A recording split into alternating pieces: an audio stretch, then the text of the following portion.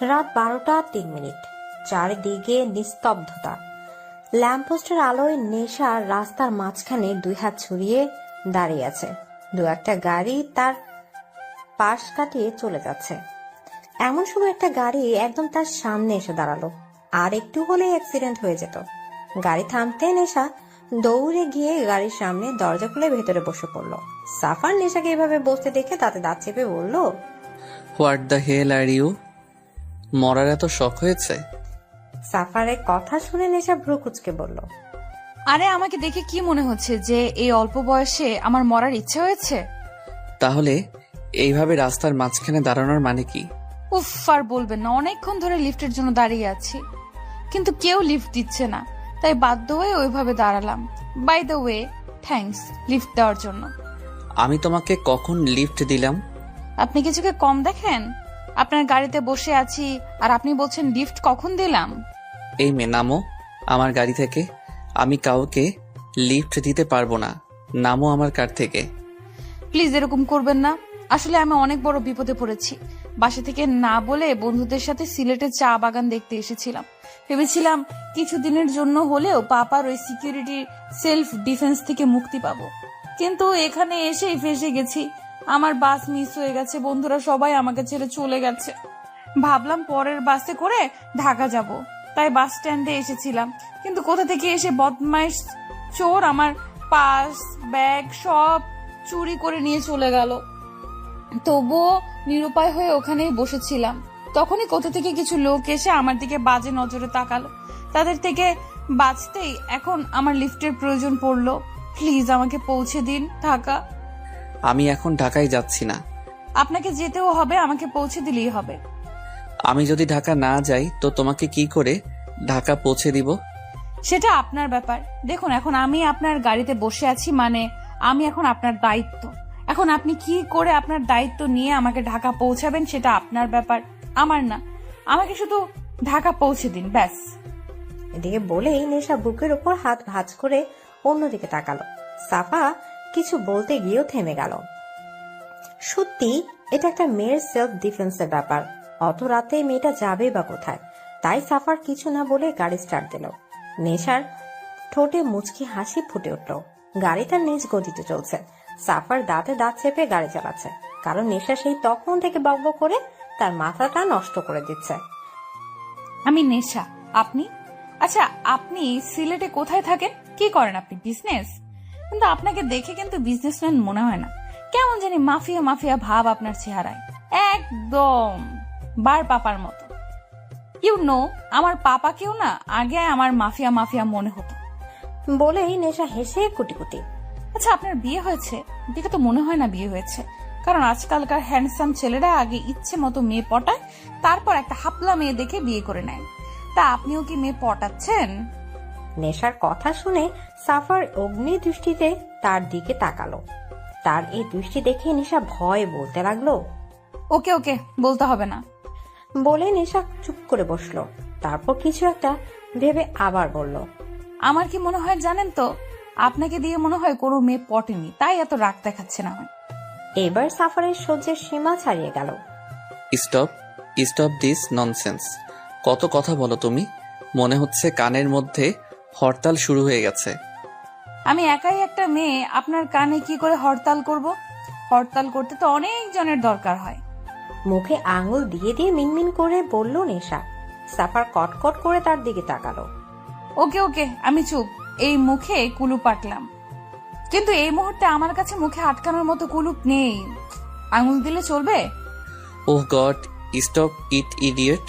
এদিকে সাফারের ঝাড়ি খেয়ে নেশা চুপ। কিছুক্ষণ দুজনে নীরব।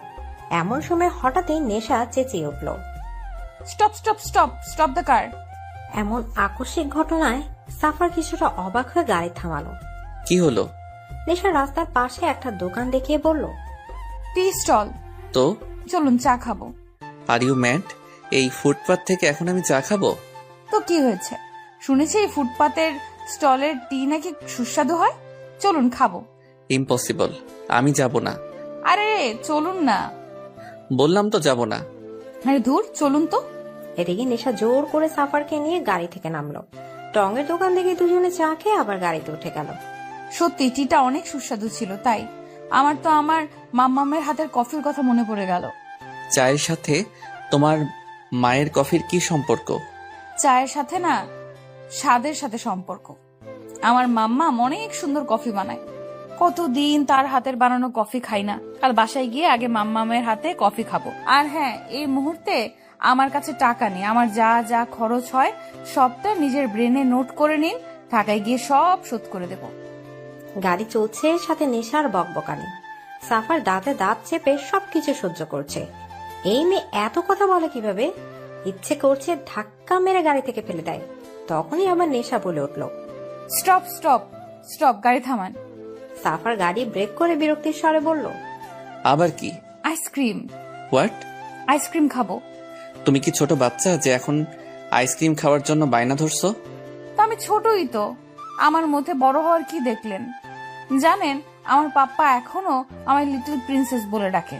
তাহলে বড় হওয়ার কোনো প্রশ্নই ওঠে না। ইনফ্যাক্ট উঠবেও না, কারণ আমি তো মামা পাপার একমাত্র মেয়ে। আমার ছোট কেউই নেই, তো আমি বড় হব কিভাবে? এটা বলেই হাসতে হাসতে শেষ নেশা। Shut up stupid. এখন এত রাতে আমি আইসক্রিম কোথায় পাবো? আপনার সামনেই তো আইসক্রিম ক্যাফে। সাফার পাশে তাকিয়ে থেকে, একটা ক্যাফে ওপেন রয়েছে। এত রাতে কি এই মেয়েটার জন্য এই ক্যাফে খোলা রেখেছে? এটা অসহ্য। সাফার এক রাশ বিরক্তি নিয়ে বেরিয়ে পড়লো আইসক্রিম আনতে। একটা গোটা আইসক্রিমের বাক্স এনে নেশার হাতে ধরিয়ে দিল। নেশা খুশি বাচ্চাদের মতো লাফাতে লাগলো। সাফার গাড়ি চালাচ্ছে আর নেশার দিকে দেখছে। নেশা আইসক্রিম খেতে ব্যস্ত।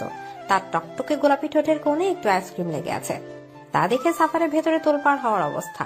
বুকের ভেতর কেউ হাতুড়ি পেটাচ্ছে। তার হাত পা কাঁপছে।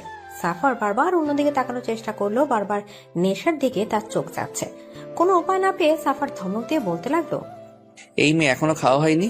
আমার খাওয়া নিয়ে আপনি পড়ে আছেন কেন? আপনারও কি আইসক্রিম খাওয়ার ইচ্ছে হলো নাকি?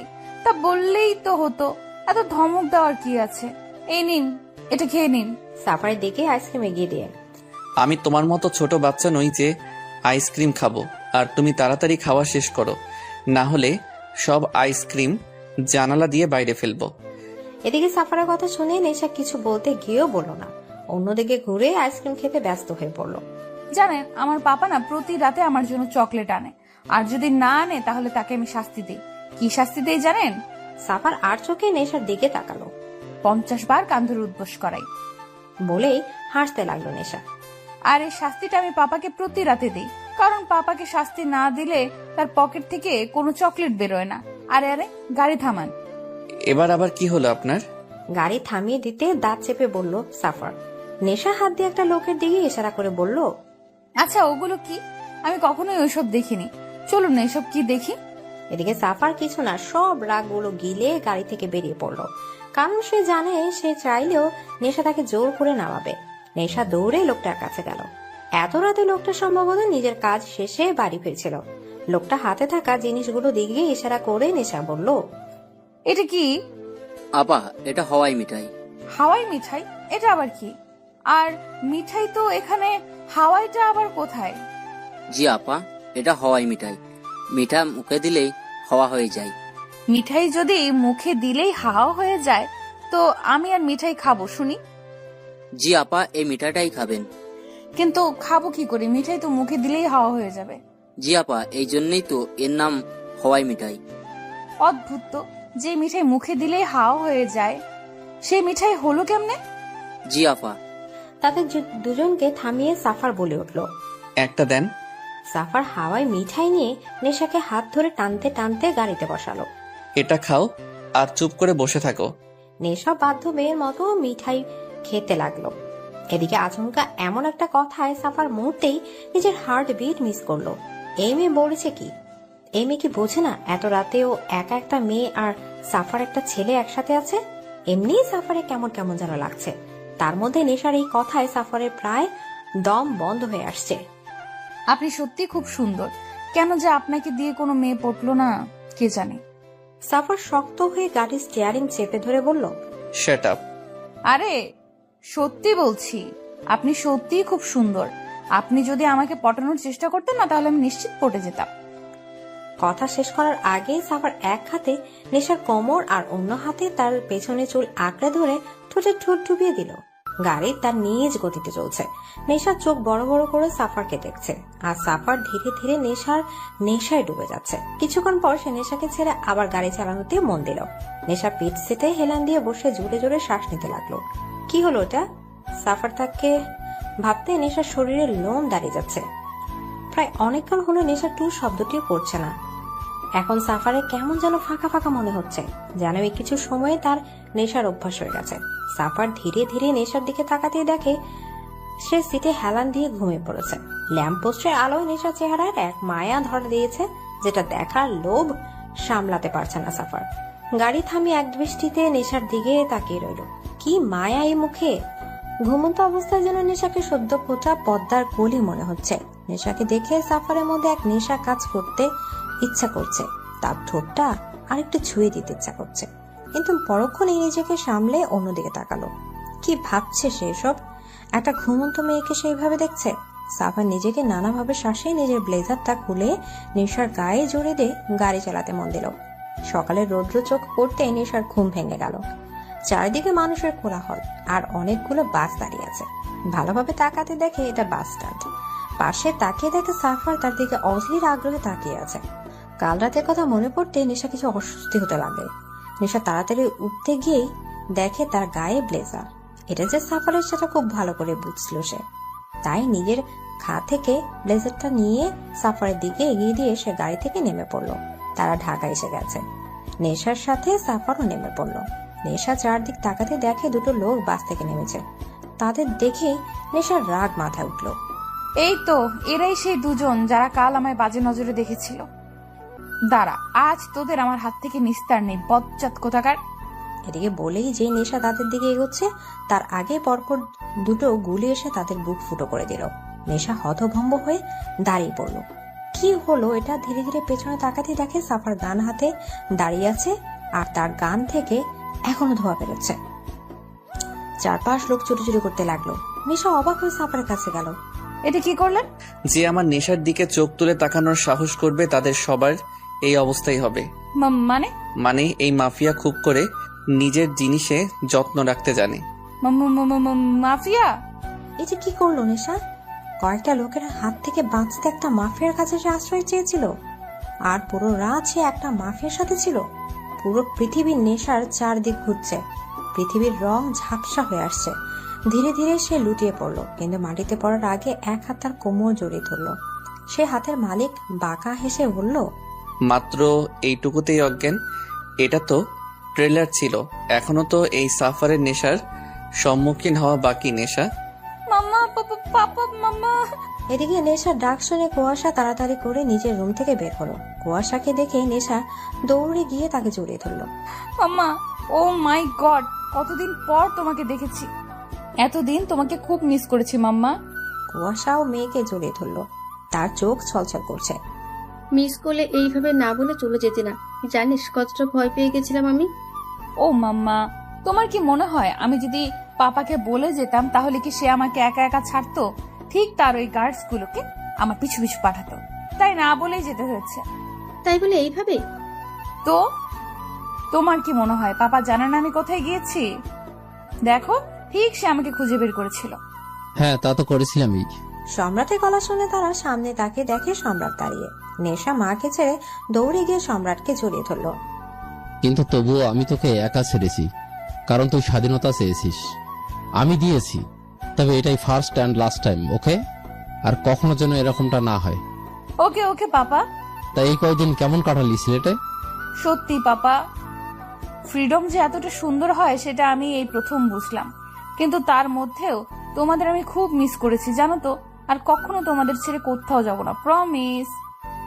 ওকে মাই লিটল প্রিন্সেস, আমিও তোকে আর কখনো একা ছাড়ছি না। হলো তোমাদের দুই বাবা মেয়ের ভালোবাসা। এখন যা, গিয়ে তাড়াতাড়ি ফ্রেশ হয়ে খেতে আয়, জলদি যা।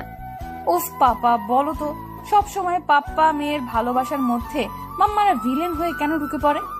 কুয়াশা নেশা নাক টেনে দিয়ে বলল, তোমাদের দুই পাপা মেয়েকে সোজা করতে মাম্মামকে তো ভিলেন হতেই হবে। এইবার যা তাড়াতাড়ি। ওকে, যাচ্ছি। এদিকে মন খারাপ করে নেশা উপরে নিজের রুমে চলে গেল।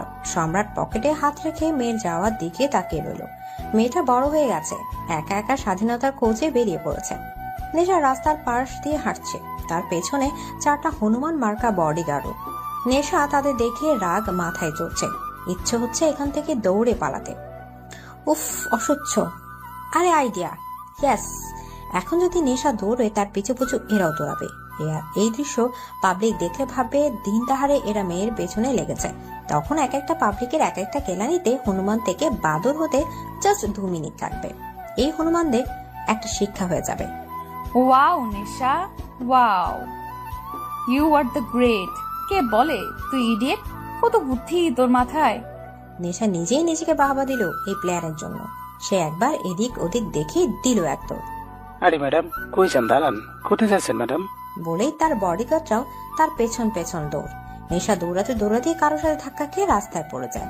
ও মাই গড, আমার কোমর! কোন দানবের বাচ্চা এভাবে ধাক্কা!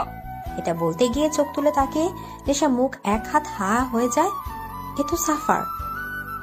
ও my god, what a handsome look.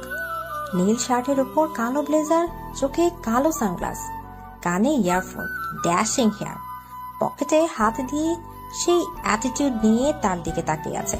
কিন্তু নেশা বেশিক্ষণ আর সাফারকে দেখতে পারলো না, কারণ তার আগে সাফারের বডিগার্ডরা নেশার দিকে বন্দুক তাক করেছে আর নেশার গার্ডরা তাদের দিকে। এদের পজিশন দেখে মনে হচ্ছে এই মুহূর্তে তৃতীয় শুরু করার জন্য তারা প্রস্তুত। নেশা তাদের দেখে তাড়াতাড়ি উঠেই তার গার্ডসদের গান নামাতে বলল। সাফারও হাতের ইশারায় তার গার্ডসদের সরে যেতে বলল। গার্ডসরা গান নামিয়ে সাফারের পেছনে গিয়ে দাঁড়ালো। নেশা সাফারকে কিছু বলতে যাবে তার আগে সাফার নেশাকে নাচেনা ভান করে পাশে থাকা অফিসের দিকে যেতে লাগলো। নেশা হা করে তার যাওয়ার দিকে তাকিয়ে রইল। তাকে ইগনোর করলো, নেশা খানকে ইগনোর করলো। এত বড় অপমান! ইচ্ছে হচ্ছে এখনই গলাটা টিপতেই। হাত গলা টেপার মতো করে বাড়িয়ে আবার নিচে নামিয়ে দিল। দূর, এত বড় একটা দানবের গলাও কি করে টিপবে? কত ছোট একটা লিটল প্রিন্সেস। এসবই ভাবছিল কি তখনই নেশার মনে পড়ে সেদিন রাতে সাফা তার জন্য অনেকগুলো খরচ করেছিল আর সেগুলো সব শোধ করে দিতে চেয়েছিল নেশা। নেশা আবার দৌড়ে সাফারের দিকে যেতে লাগলো। এই যে শুনছেন? হ্যালো, এই মিস্টার, শুনছেন? কিন্তু সাফা নেশার ডাক না শুনে অফিসের ভেতর ঢুকে গেল আর সাফারের গার্ডসরা নেশা ওখানে আটকে রাখলো। রাগে দুঃখে নেশা আবার পিছিয়ে গেল। এত তাড়াতাড়ি একটা মানুষ কি করে একটা মানুষকে ভুলে যেতে পারে? তার উপর এভাবে ইগনোর করলো। সেদিন খুব বলেছিল আমার নেশার দিকে তো চোখ তুলে তাকাবে, তাদের সবার একই অবস্থা হবে। আর আজকে ভুলে গেল। নেশার চোখের জল চলে গেল। সে চোখের জলটা মুছে হাঁটাতে লাগলো। হাঁটতে হাঁটতে আবার থেমে গেল। আচ্ছা, সে হাঁটছে কেন? পেছনে ফিরে গার্ডসের দিকে রাগে লুক করে নিক্ষেপ করলো আর বলল, আমরা হাঁটছি কেন? জি ম্যাডাম, ভার্সিটি থেকে ফেরার সময় আমাদের গাড়ি নষ্ট হয়ে যায়, আর আপনিও জেদ ধরেন হেঁটে হেঁটে বাড়ি ফেরার জন্য। তো আমি যা বলবো তোমরা কি তাই করবে? আমার কথা শোনার জন্য পাপা তোমাদের কাজে রেখেছে। সব সময় শুধু পিছু পিছু ঘুরে বেড়াও। মেয়েদের পিছু পিছু ঘুরতে খুব ভালো লাগে, তাই না? জি মানে না ম্যাডাম। Shut up! এক্ষুনি ড্রাইভারকে ফোন করো আর গাড়ি নিয়ে আসতে বলো। Hurry up. Okay madam. নেশা বুকে হাত ভাঁজ করে অন্যদিকে তাকিয়ে মুখ চেপে হাসছে। আছে খুব করে এই হনুমানদের জব্দ করতে পেরেছে। আর তো লাফানোর ইচ্ছা হচ্ছে। হি হি। লিফট খুলতে সাফার ওখান থেকে বেরিয়ে সামনের 104 নম্বর ওয়ার্ডে ঢুকে পড়ে আর তার গার্ডরা তার পিছু পিছু এসে দরজার সামনে দিকে দাঁড়িয়ে পড়ে। রুমের মধ্যে বড় টেবিলের দুপাশে বেশ কয়েকজন নামকরা বিজনেসম্যান বসে আছে। সাফার সোজা টেবিলের মাথায় গিয়ে 2 হাত টেবিলে গিয়ে একটু বুকে দাঁড়ায়। এদের সবাইকে সাফারের লোক ভয় দেখিয়ে এখানে এনেছে। বিজনেসম্যানদের মধ্যে একজন বলে উঠল, আমরা সবাই আপনার ডিল অ্যাকসেপ্ট করলাম, শুধু আমাদের ফ্যামিলি যেন কিছু না হয়। অবভিয়াসলি আমি আপনাদের উপর সন্তুষ্ট থাকলে আপনারাও আপনাদের ফ্যামিলি নিয়ে সন্তুষ্ট থাকবেন। শুধু সম্রাট খানকে টপ বিজনেসম্যান থেকে পথের ভিখিরি বানাতে হবে। মার্কেটে ওনার ছোট বড় যত শেয়ার আছে সবগুলোকে ফার্স্ট আউট করতে হবে, সবগুলোর সেল ডাউন করতে হবে। আর এই জন্য আপনারা যা করার তাই করুন, আর আপনাদের প্রয়োজনীয়তা মিটিয়ে দেওয়ার দায়িত্ব আমার। সাফা টেবিল থেকে হাত উঠিয়ে সোজা হয়ে দাঁড়িয়ে ব্লেজার ঠিক করতে করতে বলে, এনিথিং এলস? আপনি এত বড় একজন মাফিয়া হয়ে বিজনেসম্যান সম্রাট খানের ক্ষতি কেন চান? ওনার সাথে আপনার কি শত্রুতা? এদিকে একজন খুব উৎসাহ নিয়ে জানতে চাইল। সাফার আবার খুব জোর টেবিলে 2 হাত রেখে দাঁতে দাঁত চেপে বলল, যা করতে বলা হয়েছে আপনি শুধু সেটুকুতেই মন দিন। বেশি এক্সাইটমেন্ট আপনার জন্য খুব খারাপ হতে পারে। সাফারের ভয়ঙ্কর রূপ দেখে সবাই দমে গেল। সাফার একবার সবার দিকে চোখ বুলিয়ে সোজা হয়ে দাঁড়িয়ে আছে। নিজের ব্লেজার ঠিক করতে করতে রুম থেকে বেরিয়ে গেল।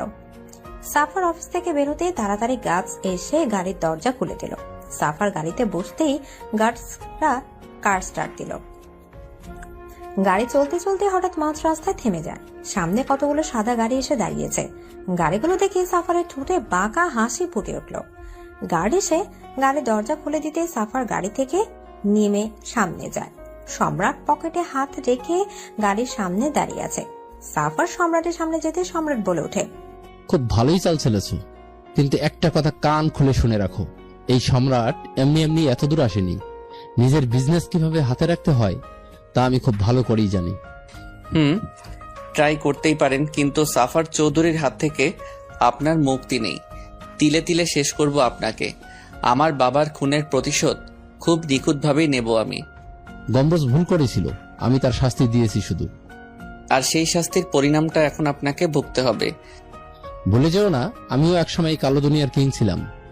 ওই কালো দুনিয়া থেকে বেরিয়ে এসেছি বলে যে সবকিছু ভুলে গেছি তেমনটা একদম ভেবো না। ছিলেন হয়তো আপনি কিং, কিন্তু এখন এই দুনিয়ার কিং আমি। আর এই কিং কি করে নিজের প্রতিশোধ নেয় সেটা এখন দেখবেন আপনি। Just wait and watch. বলেই সাফার 2 হাত দুলাতে দুলাতে ওখান থেকে চলে আসে। সম্রাট সাফার যাওয়া থেকে তাকিয়ে রইল। একসময় সে কুয়াশাকে কথা দিয়েছিল যে এই দুনিয়ায় সে আর ফিরবে না, কিন্তু তার অতীত তাকে আবার ওই দুনিয়ায় টেনে নিয়ে যাচ্ছে। কুয়াশা নেশা খাইয়ে দিচ্ছে আর নেশা বকবক করছে। জানো মাম্মা, আজ না ভার্সিটি থেকে ফেরার সময় ওই লোকটার সাথে দেখা হয়েছিল। কোন লোকটা? আরে বলেছিলাম না যে সেদিন রাতে আমাকে লিফট দিয়েছিল, উনি। তুই তো বলেছিলি ও একটা মাফিয়া। হ্যাঁ তাই তো, কিভাবে আমার সামনেই থাক ওই বাজে লোক দুটোর বুকে গুলি মেরে ফুটো করে দিয়েছিল। বেশ করেছে। কি রকম আমার দিকে বাজে নজরে তাকাচ্ছিল, পারলে আমার উপর উঠে যেত। ইচ্ছে করছিল ওখানে মাথায় গুলি মেরে খুলি উড়িয়ে দিই। তবে আমার কাজটা উনি করে দিয়েছিলেন, ভালোই হলো তাই না? মানুষ খুন করা ভালো কি করে হলো? আর দেখা হলো, কি বললেন উনি? ধুর, এটাই সমস্যা। কিছুই তো বললেন না উনি, ফুল ইগনোর করে চলে গেলেন। হয়তো মনে নেই তোর কথা। মনে নেই মানে? মনে থাকবে না কেন? এই আমি যদি 1 ঘন্টা একজনের সাথে থাকি, তবে তার কাছে আমি অমর বকবকানির নামে চিরস্মরণীয় হয়ে থাকি। আর সেখানে তো ওনার সাথে পুরো 1 রাত বকবক করেছি। তাহলে এত তাড়াতাড়ি উনি কি করে আমায় ভুললেন? আচ্ছা, ভুলেছে তো ভুলেছে, এতে কি বা আসে যায়? আসে যায়, অনেক কিছুই আসে যায়। মানে আমি কিছু জানি না, তবে ওনার ইগনোর কেন জানি আমি কিছুতেই মেনে নিতে পারছি না। কথাটা শোনার সাথে সাথে কুয়াশার বুক ধক করে ওঠে। কি বলছে নেশা? তাহলে নেশা শেষে একজন মাফিয়ার? আর কিছু ভাবার আগে এই কথা থেকে সম্রাট এসে ডাইনিং টেবিলে নেশার পাশে এসে বসে। কি কথা হচ্ছিল শুনি? কিছু না বাপ্পা, তুমি এতক্ষণ কোথায় ছিলে? এই তো এখানেই। সো মিসেস খান, শুধু কি মেয়েকেই খাওয়াবেন নাকি আমাকে একটু ভাগ দেবে? কেন হবে না, এই তো দিচ্ছি। বলে সম্রাটের জন্য খাবার খুলতে যাবে, তখনই সম্রাট বলে ওঠে, আরে এ কি করছো? আমি নিজে খাচ্ছি না, আমাকেও খাইয়ে দাও। কি, আপনি কি ছোট বাচ্চা যে আপনাকে খাইয়ে দিতে হবে? বাড়ির ছোট বাচ্চা নই তো কি হয়েছে, তোমার স্বামী তো। মেয়ের সামনে কি শুরু করলেন বলুন তো? ওমা, প্রিন্সেস আছো তো কি হয়েছে? এত আবার ফুর্তি তোমার ভালোবাসা? নেশা খিটখিটে হাসতে লাগলো। আপনি চুপ করবেন? Okay little princess, close your eyes. তোমার মাম্মাস লজ্জা পাচ্ছে। ওকে। নেশা জলদি নিজের চোখ কটকট করে বন্ধ করে নিল। এবার তো কোনো প্রবলেম নেই, এবার দাও তো, খুব খিদে পেয়েছে। উফ, এরা বাবা মেয়ে 2 এক। কুয়াশা 1 ঘন্টা রাগ নিয়ে সম্রাটকে খাইয়ে দিল। আর সম্রাট কুয়াশার রাগী লুক দেখে একটু হেসে চোখ টিপ দিল। এদিকে নেশা রেস্টুরেন্টে বন্ধুদের সাথে বসে আছে, আর তার গার্ডসরা কিছু দূরে দাঁড়িয়ে আছে। তারা টুকটাক কথা বলছে আর লাঞ্চ করছে। এমন সময় তার এক ফ্রেন্ড বলে উঠল, হে গাইস, ছেলেটাকে দেখ, হোয়াট এ হ্যান্ডসাম। ইচ্ছে হচ্ছে টুপ করে গিলে ফেলি। তার কথা শুনে নেশা পেছনে তাকালো। ও মাই, যে সাফার। সাফার তার গার্ডদের নিয়ে রেস্টুরেন্টে ঢুকছে। ও রেস্টুরেন্টে কি করছে? মাফিয়া মানুষ কি এখন তাদের সাথে একই রেস্টুরেন্টে বসে লাঞ্চ করবে নাকি?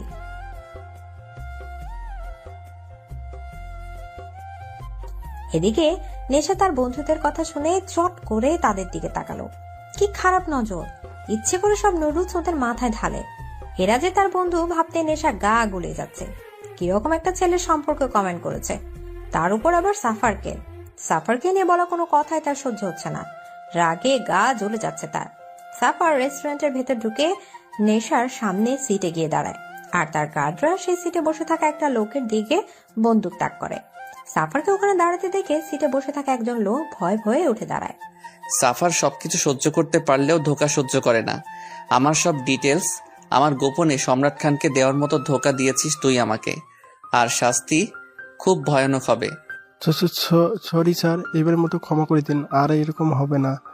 সাফারের কাছে একটা ভুলই তার ফার্স্ট এন্ড লাস্ট ভুল হয়। সাফার অন্যদিকে তাকায়। Shoot him.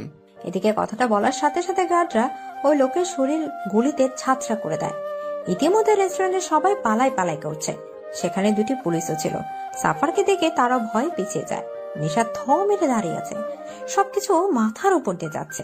সাফারের কথা তো তার কানেই আসেনি, কিন্তু সাফারের রাগী লোক দেখে সে বুঝেছে হয়তো কোনো বড় ভুল করেছে এই লোকটা।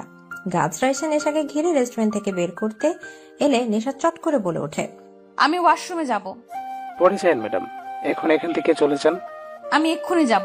Madam please. বললাম তো আমি এক্ষুনি যাব, মানে এক্ষুনি যাব। এদিকে গাছরা উপায় না পেয়ে নেশাকে রেস্টুরেন্টের ভেতর নিয়ে যায়। নেশা লেডিস টয়লেটে ঢুকে পড়ে, আর গাছরা দরজার বাইরে দাঁড়িয়ে থাকে।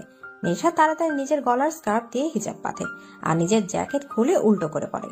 জ্যাকেটের উপর কালো হলেও ভেতরে রং ধূসর।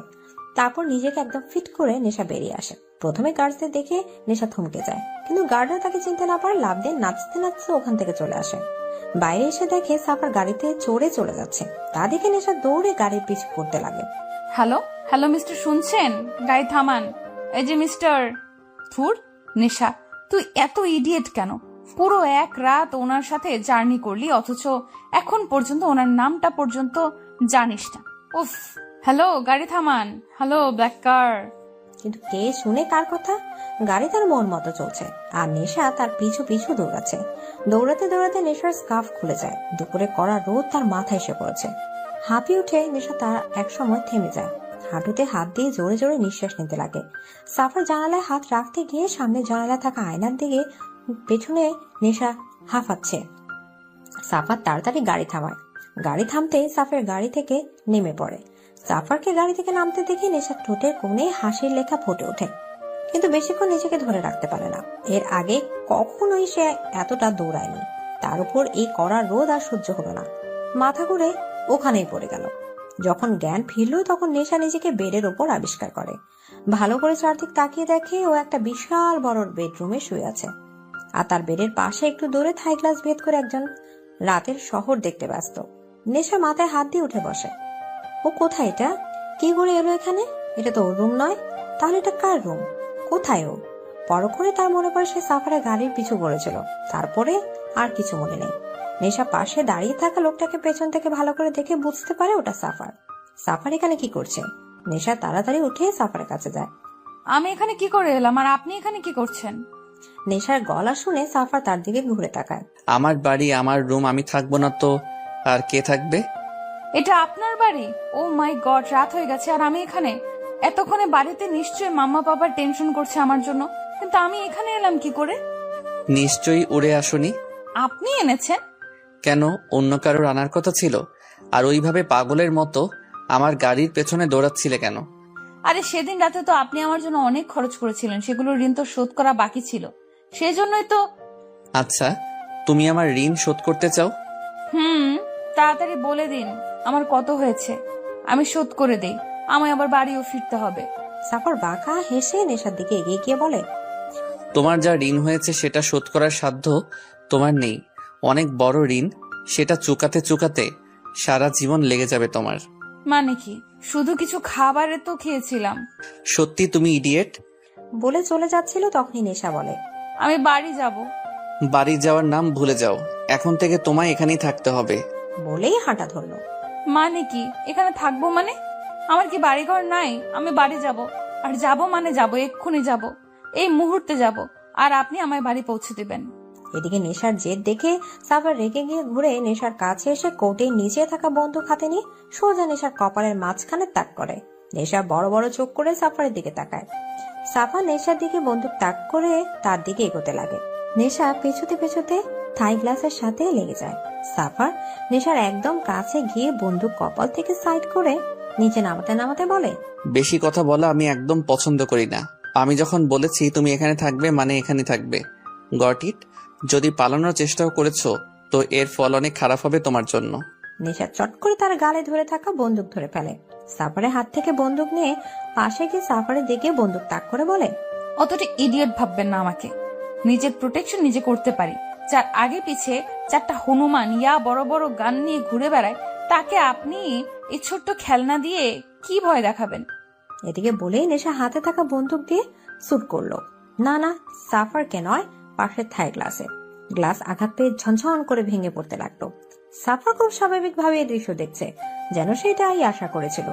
এখান থেকে পালানো আমার জাস্ট 2 মিনিটের ব্যাপার। এদিকে সাফার পকেটে হাত রেখে নেশার দিকে এগোতে লাগলো। সাফারকে এগোতে দেখে নেশা তার দিকে গান তাক করে আমতা আমতা করে পেছনে যেতে লাগলো। আপনি এইভাবে এগোচ্ছেন কেন? দেখুন আমি কিন্তু আপনাকে ভয় পাই না, তাই এইভাবে এগোনো বন্ধ করুন। কি হলো, আমার কথা শুনতে পাচ্ছেন না? আমি কিন্তু শুট করব, একদম এগোবেন না আর। নেশা পেছতে পেছতে একদম কিনারায় চলে যায়। থাই গ্লাস ভাঙা, সে পেছতে পেছতে তার পা কিনারা গিয়ে ফসকে যায়। নেশা পড়তে যাবে তার আগে সাফার এক হাত তার অন্য হাত ধরে ফেলে। নেশা কটকট করে চোখ বন্ধ করে নেয়। হাত থেকে গানটা পড়ে যায়। প্লিজ প্লিজ ছাড়বেন না, প্লিজ ছাড়বেন না। Oh god, please save me, please please ছাড়বেন না প্লিজ। আমি ঠিকই ভেবেছিলাম you are a too much idiot.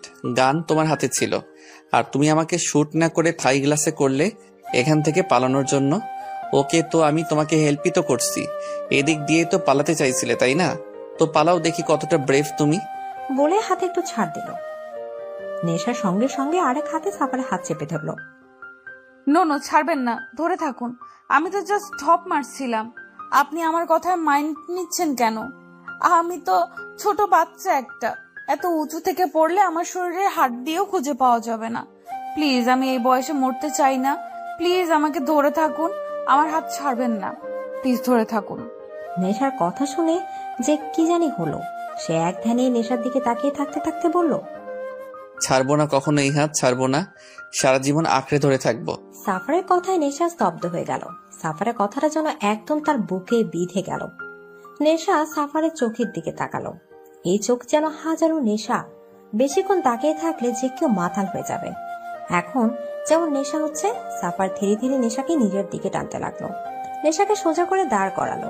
নেশা একদম তার কাছে এসে তার চোখে চোখ রেখে দাঁড়িয়ে আছে।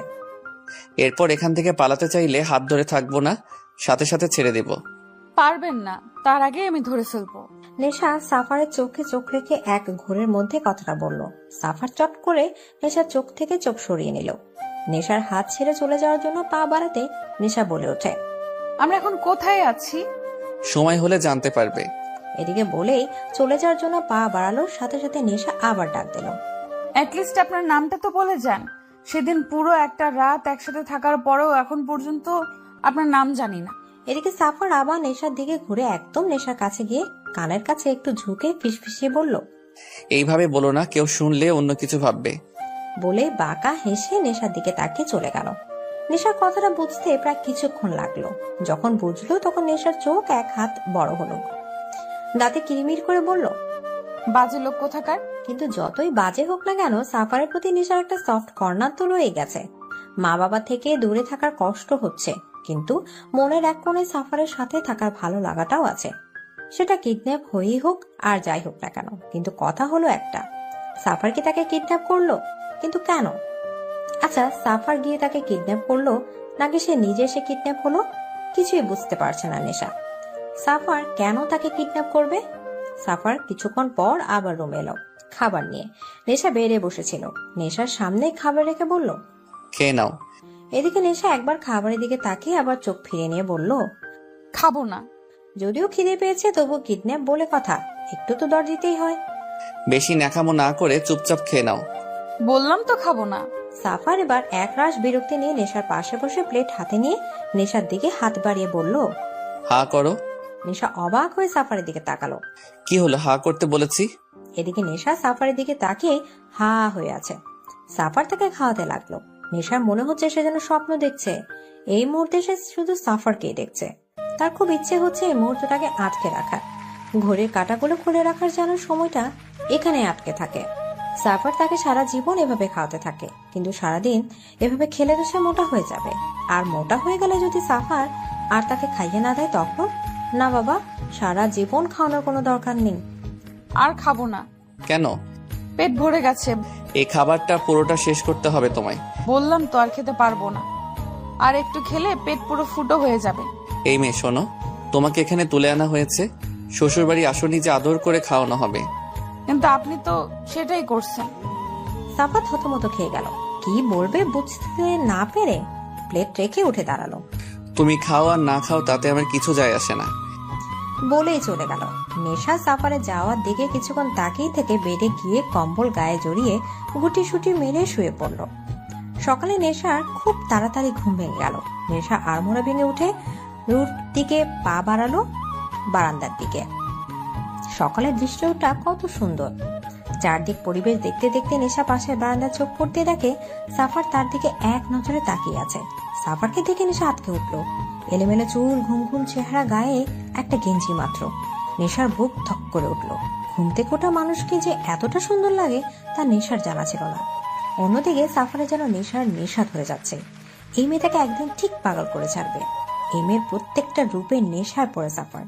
সদ্য ঘুম থেকে ওঠা নেশাকে দেখে সাফার ইচ্ছে হচ্ছে এখনই কাছে গিয়ে জড়িয়ে ধরে একটু আদর করে দেয়।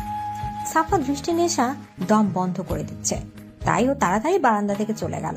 রুমে এসেই যেন সে দম নিল, আর কিছু না ভেবে সোজা ওয়াশরুমে ঢুকে পড়ল। নেশা বেডের উপর টাওয়াল পরে বসে আছে। ওয়াশরুমে ঢোকার সময় তার মনেই ছিল না যে এখানে তার ড্রেস নেই। এখন এই টাওয়াল ছাড়া কিছু পরারও নেই। নেশা তার ড্রেস ধুয়ে শুকাতে দিয়েছে। শুকাতেই ওটা পরবে, কিন্তু ততক্ষণ তাকে এইভাবে বসে থাকতে হবে। এমন সময় দরজা খোলার শব্দে নেশা বেড থেকে লাফিয়ে উঠে বেডশিট টেনে শরীরে জড়িয়ে নেয়। সাফার রুমে ঢোকার নেশার দিকে তাকাতে থমকে যায়। এই মেয়ের আবার কি হলো? এইভাবে বেডশিট জড়িয়ে রেখেছে কেন শরীরে? এই মেয়ে পাগল নাকি? এইভাবে বেডশিট জড়িয়ে রেখেছো কেন? সাফারের কথায় নেশার রাগ চরম পর্যায়ে উঠল। সে সাফারের দিকে এগোতে এগোতে বলল, যখন কিডন্যাপ করতে পারেন না তখন কিডন্যাপ করতে কে বলেছিল শুনি? তুলে এনেছেন অথচ এটা জানেন না যে যাকে তুলে নিয়ে যাচ্ছি তার জন্য ড্রেসের প্রয়োজন হয়। নেশার চড়া গলা শুনে সাফার রেগে দাঁতে দাঁত চেপে বলে, হোয়াট দ্য? আপনার ওয়াদ্দা আপনার কাছে। এদিকে আর কিছু বলার আগে নেশার পা লেগে বেডশিট পড়ে যায়। নেশার চমকে উঠে নিজেকে আড়াল করতে সাফারকে গিয়ে জড়িয়ে ধরে। এই পুরো ঘটনায় সাফার পুরো থ মেরে গেছে। তার বুকের মাঝে থাকা নেশা তার হার্টবিট শুনতে পাচ্ছে। যে মেয়ে ধীরে ধীরে তার নেশায় পরিণত হচ্ছে, আজ সেই মেয়ে শুধু একটা টাওয়াল পরে তাকেই জড়িয়ে ধরেছে। এই মুহূর্ত নিজেকে সামলানো সব থেকে কঠিন। সাফার যেন ভেতর থেকে এলোমেলো হয়ে যাচ্ছে। সাফার কোনো মতো নিজেকে সামলে বলল, ইডিয়েট, আমাকে জড়িয়ে না ধরে চুপচাপ ওয়াশরুমে গিয়ে বসে থাকো।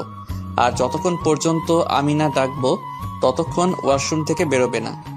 নেশা সাফারের বুক থেকে মাথা উঠিয়ে বলে, কেন ওয়াশরুমে কেন? এদিকে নেশার কথা শুনে সাফার নেশার কোমর জড়িয়ে ধরে তাকে নিজের আরো কাছে টেনে এলো, বলল, কারণ আমি চাই না তোমাকে এইভাবে আমি ছাড়া অন্য কেউ দেখুক। সাফারের কথায় যেন এক নেশা আছে, আর সেই নেশায় নেশা ডুবে যাচ্ছে। সাফারের নেশাগ্রস্ত চোখগুলো থেকে যেন নেশার চোখ সরানো দায় হয়ে পড়েছে। নেশা সাফারের চোখে চোখ রেখে মৃদুস্বরে বলল, ছাড়ুন আমাকে। সাফার এখনো তার দিকে একই ভাবে তাকিয়ে আছে। তা দেখে নেশা আবার বলল, কি হলো? বললাম তো ছাড়ুন। এবার সাফার নেশার দিকে একটু ঝুঁকে ফিসফিসিয়ে বলল, কিডন্যাপ হয়েছো বলে কি এখন পাগল হয়ে গেলে? সাফারের কথা শুনে নেশা ভ্রু কুঁচকে তাকালো। তারপর সাফারের চোখ থেকে চোখ সরিয়ে নিজের হাতের দিকে তাকিয়ে নিজেই লজ্জা পড়ে গেল। সে নিজে সাফারের বুকের শার্ট খামচে ধরে রেখেছে। তাড়াতাড়ি সাফারকে ছেড়ে দূরে গিয়ে দাঁড়ালো। সাফার নেশার দিকে তাকিয়ে একটু বাঁকা হেসে রুম থেকে চলে গেল। আর নেশা তাড়াতাড়ি ওয়াশরুমে ঢুকে পড়লো। এই বাড়িতে আনাচে কানাচে যতগুলো গার্ডস আছে, হুট করে যদি একজন রুমে ঢুকে পড়ে তো কেলেঙ্কারি হয়ে যাবে। এদিকে সাফার শপিং মলের মাঝখানে দাঁড়িয়ে আছে। কিছুক্ষণের মধ্যে সাফারের গার্ডসরা মল পুরো ফাঁকা করে। দোকানদাররা সবাই ভয়ে ভয়ে সব ড্রেস বের করে দেখাচ্ছে, কিন্তু সাফার বুঝতে পারছে না কিনবে কোনটা পরলে নেশার সব থেকে বেশি সুন্দর লাগবে। তার মতে নেশা যে ড্রেসই পরুক না কেন সেই ড্রেস সুন্দর হয়ে ওঠে। তাই সাফারের সামনে থাকা সব ড্রেসই প্যাক করে দিতে বলল। সাফার মল থেকে বেরোবে এমন সময় তার চোখ গেল একটা লাল শাড়ির দিকে। পুরো শাড়িটা লাল রঙের। এই শাড়িতে নেশাকে কল্পনা করতে সাফারের এক অন্যরকম অনুভূতি কাজ করছে। সাফার ওই শাড়িটাও নিয়ে নিল। সাফার রুমে এসে দেখে রুমে কেউ নেই। এই মেয়ে সত্যি সত্যি এতক্ষণ ধরে ওয়াশরুমে ঢুকে আছে। গার্ডসরা এসে সব প্যাকেট রুমে রেখে গেল। সাফার গিয়ে ওয়াশরুমে দরজা নক করলো। নেশা, নেশা, এতক্ষণে আপনার ডাকার সময় হলো? সে কখন থেকে ওয়াশরুমে ঢুকে আছি। আমার কি খিদে টিতে পায় না নাকি? ইডিয়েট, কথা না বলে বেরিয়ে এসো। আমি অতটাও ইডিয়েট নই যে এই অবস্থায় বেরিয়ে পড়বো। রুমে আমার ড্রেস শুকোতে দেওয়া আছে, সেটা আমাকে এনে দিন। হোয়াট দা, আমাকে কি তোমার সার্ভেন্ট বলে মনে হয়? জি না, একজন কিডন্যাপার, যে কি ভালো মতো কিডন্যাপও করতে পারে না। Shut up. No, shut up. আপনি রুম থেকে বেরোন, আমি আমার ড্রেস নেব। তুমি আমার রুম থেকে আমাকে বেরোতে বলছো? আপনি আমাকে ইডিয়েট বলেন, এখন তো দেখছি আপনি নিজে একটা ইডিয়েট। এটা আপনার নয়, আমার রুম, ওকে? ইডিয়েট, এই পুরো বাড়ি আমার। বাড়িতে থাকা প্রত্যেকটা রুম আমার, আর রুমের মধ্যে থাকা প্রত্যেকটা জিনিস আমার। আর ওই ওয়াশরুমের ভেতরে থাকা তুমিও। বলতে গিয়েও থেমে গেল সাফার। তারপর কিছু একটা ভেবে বলল, আমি বেরিয়ে যাচ্ছি, তাড়াতাড়ি চেঞ্জ করে খেয়ে নিও। বলেই সাফার রুম থেকে বেরিয়ে গেল। আর নেশার সাথে সাথে ওয়াশরুম থেকে বেরিয়ে এলো। বেডের উপর চোখ পড়তে তার চোখ প্রায় চড়ক গাছ। পুরো বেডে কতগুলো ব্যাগ দিয়ে ভর্তি। নেশা গিয়ে ব্যাগ খুলে দেখে প্রত্যেকটা ব্যাগে বিভিন্ন ধরনের ড্রেস আর তার প্রয়োজনীয় অনেক জিনিসই আছে। দেখে মনে হচ্ছে জিনিসগুলোকে কিডন্যাপ করে এনেছে, কিন্তু নেশা বুঝতে পারছে না আসলে কি সে কিডন্যাপ হয়েছে। কিডন্যাপ হলে কি মানুষের এত আরামে রাখা হয়? তার জন্য পুরো দোকান কিনে ফেলেছে মনে হয়। আচ্ছা, সাফার এসব কেন করছে? কেন তাকে এখানে এভাবে আটকে রেখেছে? আর তার জন্য এসবই বা কেন করছে? তাহলে কি সাফারও তাকে... ধুর, এসব কি ভাবছে নেশা? পাগল হয়ে গেল না তো? সাফারের মতো একটা মাফিয়া তার মতো ইডিয়েটকে কেন? আর ভাবতে ভালো লাগছে না, পাগল হয়ে যাবে নেশা। নেশা তাড়াতাড়ি একটা গাউন নিয়ে চেঞ্জিং রুমে চলে গেল। রাস্তায় সাফারের গাড়ির একদম সামনে সম্রাটের গাড়ি দাঁড় করানো। সাফার আর সম্রাট দুজনে মুখোমুখি। সম্রাট আজ চুপসে গেছে। মেয়ের চিন্তা থেকে তাকে কুড়ে কুড়ে খাচ্ছে। কথায় আছে কি করছে কিচ্ছু জানে না। অন্য কোনো দিন সম্রাট মাত্র কয়েক ঘন্টা নেশার লোকেশন বের করে ফেলত, কিন্তু এবার তারও কোনো চিহ্ন নেই। আজ খুব অসহায় লাগছে নিজেকে তার মধ্যে সাফার তার চারদিকে ঘিরে আছে, যেন কোনো সময় সে কিছু করে ফেলতে পারে। সাফারকে সে খুব ভালো করেই চেনে। একবার যখন বলেছে সে তাকে ধ্বংস করবে, তো এর শেষ পর্যন্ত সাফার হাল ছাড়বে না। আর তার নেটওয়ার্কও অনেক বড়। সম্রাট দুদিকেই ফেসে গেছে। একদিকে মেয়ের শোক, অন্যদিকে সাফারের হুমকি তাকে দুমড়ে মুচড়ে দিচ্ছে। কিন্তু অত সহজে সে ভেঙে পড়বে না। তার এখন প্রয়োজন সবকিছু ছেড়ে তার মেয়েকে খোঁজা। শত্রু তো আর কম নেই, সবাই ওত পেতে রয়েছে। মেয়ের নিখোঁজটা বুঝি খুব বেশি ভাবাচ্ছে আপনাকে? তুমি কি করে জানলে আমার মেয়ে নিখোঁজ? ওহ কামন, বয়স হয়েছে আপনার, তাই হয়তো ভুলে এই শহরে কিং আমি। আমার থেকে কোনো খবরই আড়াল হয় না। আপনাকে দেখে বোঝা যাচ্ছে আপনি খুব বেশি ভেঙে পড়েছেন। আমাকে অতটা দুর্বল ভেবো না সাফার। নিজের মেয়েকে কিভাবে সেভ করা যায় তা আমি খুব ভালো করেই জানি। ইয়া, ভুলিনি আমি। All the best for your journey. বলে বাঘা হেসে নিজের সানগ্লাস চোখে দিয়ে হেলতে দুলতে ওখানে চলে গেল। সম্রাট সাফারে যাওয়ার দিকে তাকিয়ে রইল। তার মনে এখন শুধু নেশার কথাই চলছে। কোথায় আছে, কি করছে, কিছুই বুঝতে পারছে না। সাফারকেও তার সুবিধের মনে হচ্ছে না। নিশ্চয়ই তার দুর্বলতার সুযোগ নেবেও।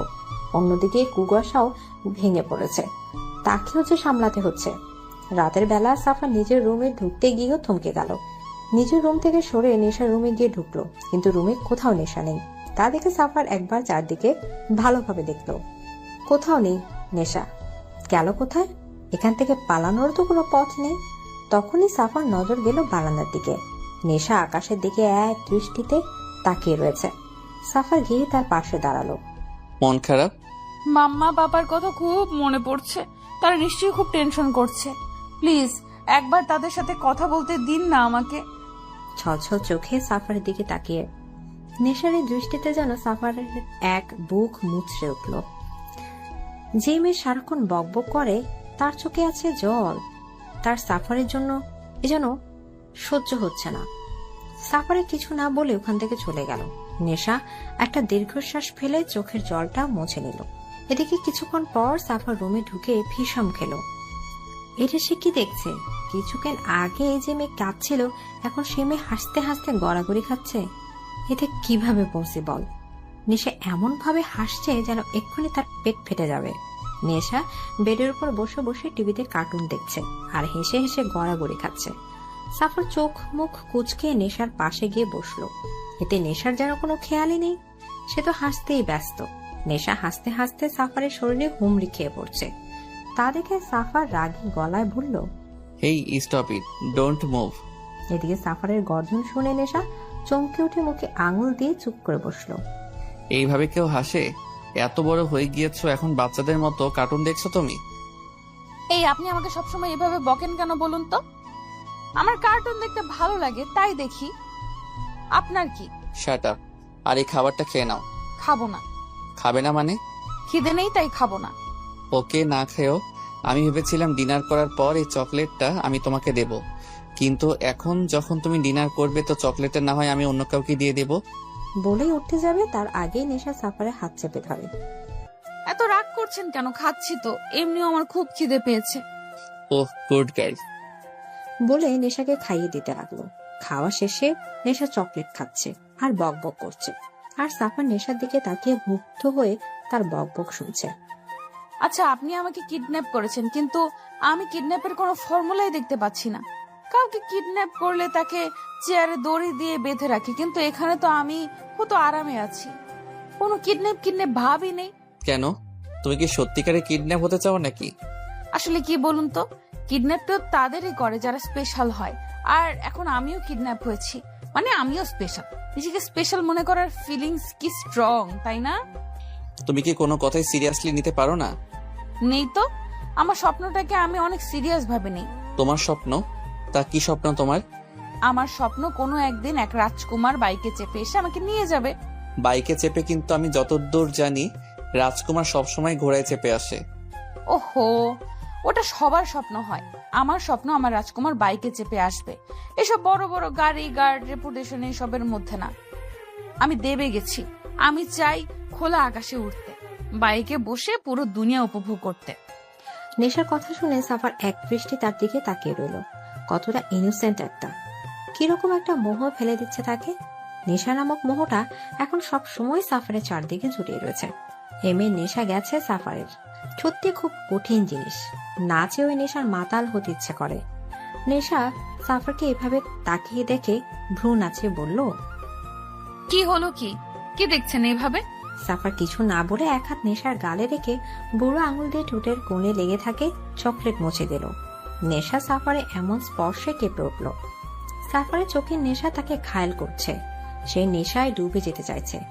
হঠাৎ করে সাফার নেশাকে কোলে তুলে নিল। নেশা অবাক হয়ে সাফার গলা জড়িয়ে ধরল। সাফার নেশাকে বেডে ভালো করে শুইয়ে দিয়ে গায়ে কম্বল জড়িয়ে দিয়ে মাথার হাত বুলাতে বুলাতে বলল, ঘুমিয়ে পড়ো। কিন্তু নেশা এইভাবে সাফারের দিকে তাকিয়ে রইল। তা দেখে সাফার নেশার কপালে এক চুমু এঁকে দিল। এতে লজ্জায় নেশা চোখ বুজে ফেলল। সাফার বাঁকা হেসে সেখান থেকে চলে গেল। নেশা সে সকাল থেকে চেঁচাচ্ছে তার ওয়াশরুমে পানি নেই বলে, কিন্তু কেউ তার কথা কানে নিচ্ছে না। সাফারও না জানে কি করছে, যে সকাল থেকে এখনো নেশা রুমেই আসেনি। নেশা এবার একটু রাগ করে রুমের বাইরে গেল। দরজা দুদিকে দুটো গার্ড দণ্ডায়মান। তাদের দেখে নেশা চেঁচিয়ে বলতে লাগলো, আপনার মালিকের কি কালো টাকার অভাব পড়েছে যে এখন কলের মধ্যে ঘরা রাখা দিয়েছে? কেন ম্যাডাম, কি হয়েছে? কি হয়েছে মানে? এতক্ষণ ধরে চেঁচাচ্ছি শুনতে পাচ্ছেন না? Sorry madam, room sound proof. What? তাহলে এতক্ষণ ধরে যে আমি চেঁচালাম তা শুধু শুধুই ছিল? খামোখা মাথা ব্যথা ধরালাম? ধুর, এত কথা বাদ সাত। এখন দেখুন আমার কলে পানি আসছে না কেন। ওকে ম্যাডাম, আমি দেখছি। একটা গার্ড চলে গেল। নেশা রুমে ঢোকার সময় পাশের রুমের দরজা খোলা দেখলো। ভেতরেও কেউ নেই মনে হচ্ছে। এই সুযোগে নেশা নিজের কাপড় নিয়ে পাশের রুমে চলে গেল। রুমে কেউ নেই। নেশা একটা স্বস্তির নিঃশ্বাস ফেলে ওয়াশরুমে ঢুকে পড়ল। দরজা নক করেই সামনে তাকাতেই নেশার চোখ চড়ক গাছ। সামনে একজন দানব খালি গায়ে একটা প্যান্ট পরা অবস্থায় শাওয়ারে ভিজছে। সাফারে ভেজা খালি বুক দেখে নেশা স্তব্ধ। সাফারও কিছু অবাক হলো নেশাকে তার ওয়াশরুমে দেখে। ওয়াশরুমে ঢুকলে যে দরজায় লক করতে হয়, দরজা লক্ষ্য করে দিতে হয়, সেই ম্যানারও কি আপনার জানা নেই? জানি, কিন্তু ম্যানার ভুলে যাওয়ার ফল যে এতটা মধুর সেটা জানা ছিল না। মানে? এদিকে নেশা তাড়াতাড়ি বাইরে যাওয়ার জন্য দরজার লক খুলতে যাবে, তার আগে সাফার নেশার হাতে হ্যাঁচকা টান মেরে কোলে তুলে নিল। নেশা অবাক চোখে সাফারের দিকে তাকিয়ে রইল। সাফার নেশাকে শাওয়ারের নিচে এনে নামিয়ে দিল। নেশা মৃদু কণ্ঠে বলল, কি করছেন? ইস। নেশা ঠোঁটে আঙুল দিয়ে তাকে চুপ করিয়ে দিল। নেশার কোমর জড়িয়ে ধরে তাকে টেনে নিজের শরীরের সাথে মিশিয়ে নিল সাফার। নেশার গালে ল্যাপটা থাকা ভেজা চুল গাল বেয়ে ছুঁয়ে পড়া মুষলধারার পানিগুলোর মাঝে সাফার ধীরে ধীরে ডুবছে। নেশার স্নিগ্ধ ঠোঁট বেয়ে যাওয়া পানিগুলো যেন সাফার খুব বেশি টানছে। কি আছে এই মেয়ের মধ্যে? কত মেয়ে তো তার আগে পিছে ঘুরলো, কত মেয়ে ওয়েস্টার্ন ড্রেস পরে তার আকর্ষণ পাওয়ার জন্য নুয়ে পড়েছিল, কিন্তু সাফার একবারের জন্য তাদের দিকে ফিরেও তাকায়নি। তারা কোনোভাবে সাফারকে তাদের মোহ ফেলতে পারেনি। কিন্তু এই মেয়ে, এই সাধারণ মেয়েটার মাঝে কি এমন আছে যাতে সাফার বারবার নেশাগ্রস্ত হচ্ছে, মাতাল হয়ে যাচ্ছে? মারাত্মকই নেশা। সাফার খুঁজে পাচ্ছে এই মাতাল করা নেশাটা আসলে কি। সাফার নেশার গালে হাত রাখলো। নেশা কেঁপে উঠল। সাফারের এই মাতাল করার দৃষ্টি সে নিজেই মাতাল হয়ে যাচ্ছে। বুকে টিপ টিপ শব্দটা যেন গর্জন করছে। ডুবে যাচ্ছে সে সাফারের মাঝে। সাফার তার হাত ধীরে ধীরে নেশার কানের পেছনে এনে তার চুলের মাঝে ডুবিয়ে দিয়ে ধীরে ধীরে নেশার স্নিগ্ধ ঠোঁটের দিকে এগোতে লাগলো। নেশার শ্বাস ঘন এলো। কি হচ্ছে তার সাথে? সাফার তার ঠোঁটের কাছাকাছি আসতে সে মুখ ঘুরিয়ে নিল। সাফার থমকে গেল। আমার ঠান্ডা লাগছে। নেশার কথা শুনে সাফার নেশার থেকে দূরে গিয়ে অন্যদিকে ঘুরে দাঁড়ালো। নেশা সেখান থেকে চলে আসতে যাবে, তার আগে সাফার নেশার হাত ধরে ফেলে। কোথায় যাচ্ছ? চোখ মুখ লাল করে বলল সাফার। আমার রুমে। সাফার নেশার হাতে হ্যাচকা টান মেরে নিজের কাছে এনে দাঁতে দাঁত চেপে বলল, ইডিয়েট, এই অবস্থায় বাইরে মেরে ফেলবো। এখানে চেঞ্জ করে নাও, আমি বাইরে ওয়েট করছি। বলেই সাফার বাইরে বেরিয়ে গেল। নেশা তার যাওয়ার দিকে তাকিয়ে রইল। নেশা পুরো রুম পায়চারি করছে। আজ সারাদিন সাফার তার সাথে দেখা করতে আসেনি। গার্ড এসে খাবার দিয়ে গেছে। এত রাত হলো তবু একবারের জন্য এলো না। নেশা যেন সাফারকে দেখার জন্য পাগল হয়ে গেছে। আচ্ছা, সাফারে কি একবারের জন্য নেশাকে দেখার ইচ্ছে হচ্ছে না? কেন একবারও তাকে দেখতে এলো না? নেশা আর থাকতে না পেরে রুম থেকে বেরিয়ে গেল। গার্ডদের সাফারের কথা জিজ্ঞাসা করলে তারা নিচে যেতে বলে। নেশা ধীরে ধীরে ডাইনিং রুমের দিকে গেল। সেখানে গিয়ে যা দেখলো তাতে নেশা স্তব্ধ হয়ে গেল। সাফারের সামনে একজন ক্ষত বিক্ষত হয়ে পড়ে আছে, আর সাফারের হাতে থাকা গান দিয়ে এখনো ধোয়া বেরোচ্ছে। গার্ডসরা এসে লাশটাকে নিয়ে চলে গেল। নেশা সেখানে দাঁড়িয়ে রইল। কিছুক্ষণ পর সাফার নিজের রুমে যাওয়ার জন্য উপরে আসতেই নেশাকে দেখে থমকে গেল, কিন্তু কিছু না বলে আবার হেঁটে নিজের রুমে চলে গেল। নেশা সাফারের পিছু পিছু যেতে লাগলো। কেন এইভাবে মানুষ মারেন আপনি? কি শান্তি পান এতে? প্লিজ এইসব খুন খারাপই বন্ধ করে দিন। এসব যে ঠিক নয়, এতে জীবনের ঝুঁকি থাকে। কেন এত রিস্ক নিয়ে এইসব কাজ করেন? প্লিজ এইসব কাজ ছেড়ে দিন। আর কিছু বলার আগে সাফার রেগে নেশাকে দেয়ালের সাথে শক্ত করে চেপে ধরল। দাঁতে দাঁত পিষে বলতে লাগলো, কোন অধিকারে আমাকে এসব বলছো তুমি? সেমি, কোন অধিকারে? সাফারের কথা শুনে নেশার চোখ ছলছল করে উঠল। বারবার ব্যথায় কুকুরে উঠছে সে। সত্যি তো, কোনো অধিকারে সে সাফারকে এসব কথা বলছে? সে না হয় সাফারকে ভালোবাসে, কিন্তু সাফার সে তো আর তাকে ভালোবাসে না। বাসলে হয়তো এভাবে অধিকারের কথা বলতো না। নেশা ঠোঁট কাঁপিয়ে কাঁদতে কাঁদতে বলতে লাগলো, আসলে আম সরি, সত্যি তো আপনার উপর তো আমার কোনো অধিকার নেই। আমি কে আপনাকে এইসব কথা বলার? আর কখনো এমন হবে না, সরি। কথাটা শেষ হওয়ার আগে সাফার নেশার ঠোঁট দখল করে নিল। নেশার ঠোঁটের উপর যেন সব রাগ ছাড়তে লাগলো। সাফারকে নিজে থেকে সরানোর চেষ্টায় বারবার বিফল হচ্ছে। ধীরে ধীরে সাফার রাগ কমিয়ে ভালোবাসার সাথে নেশাতে ডুবতে লাগলো। ভালোবাসার চাদরে জড়িয়ে নিতে লাগলো নেশাকে। নেশাও যেন সাফার ভালোবাসার কাছে হেরে যাচ্ছে, ডুবে যাচ্ছে তার মাঝে। নেশা দু হাতে সাফারের বুকের শার্ট খামচে ধরল। সাফার নেশার ঠোঁট ছেড়ে গলায় নেমে এলো। ভালোবাসার স্পর্শে ভরে দিতে লাগলো নেশাকে। হঠাৎ নেশা সাফারকে ধাক্কা মেরে সরিয়ে দিল। আকর্ষক ঘটনায় সাফার দু কদম পিছিয়ে নিজেকে সামলে নিয়ে নেশার দিকে অগ্নি দৃষ্টি নিক্ষেপ করলো। নেশা কাঁদতে কাঁদতে নিজের রুমে চলে গেল। আলমারি থেকে ব্যাগ বের করে কাপড় প্যাক করতে লাগলো। সে আর এক মুহূর্ত এখানে থাকবে না। সে ভেবেছিল সাফার হয়তো তাকে ভালোবাসে, আর সেজন্য সে তাকে এখানে আটকে রেখেছে। কিন্তু সে সম্পূর্ণ ভুল। যদি সাফার তাকে ভালোবাসতো তাহলে আজ এভাবে অধিকারের কথা বলতে পারতো না। সাফারের উপর যে তার কোনো অধিকার নেই তা খুব ভালো করে বুঝিয়ে গেল। সে একটা আশা নিয়ে এখানে ছিল যে হয়তো সাফার তাকে ভালোবাসে, কিন্তু আজ সেটাও প্রমাণ হয়ে গেল সাফার তাকে ভালোবাসে না। তাহলে সে এখানে কিসের জন্য থাকবে? এক মুহূর্ত সে এখানে থাকবে না, এখনই চলে যাবে। কিন্তু ও ব্যাগ গোছাচ্ছে কেন? ও কি শ্বশুর বাড়ি থেকে বাবের বাড়ি চলে যাচ্ছে যে ও ব্যাগ গোছানো শুরু করেছে? সে তো কিডন্যাপ হয়েছে, আর এখন সে এখান থেকে চলে যাচ্ছে। তা ব্যাগ গুছিয়ে কি করবে ও? ধুর, ব্যাগ বেডের উপর ছুঁড়ে ফেলে রুম থেকে বেরোনোর জন্য দরজা খুলতে যাবে। তার আগে সাফার রুমে এসে দরজা লাগিয়ে দিল, আর নেশাকে দরজার সাথেই শক্ত করে চেপে ধরল। কোথায় যাচ্ছ? দাঁতে দাঁত চেপে বলল সাফার। নেশা মুখ ঘুরিয়ে শক্ত মুখে বলল, আমি বাড়ি যাব। এখানে তোমাকে সুবিধে দিয়ে রেখেছি বলে ভেবো না যে যা খুশি তাই করতে পারবে। এখানে আমার ইচ্ছা ছাড়া তুমি এক পাও বাইরে বেরোতে পারবে না। আমি শুনতে চাই না। আমি বাড়ি যাব মানে যাব। আমি এখন এখানে থাকবো না। বললাম তো তুমি যেতে পারবে না, আমি যেতে দেব না। কেন কেন আমাকে আটকে রেখেছেন? বলবেন প্লিজ। আমি জানতে চাই আমাকে এখানে কেন আটকে রাখা হয়েছে। কি করেছি আমি? কেন আমি এখানে বন্দী হয়ে আছি?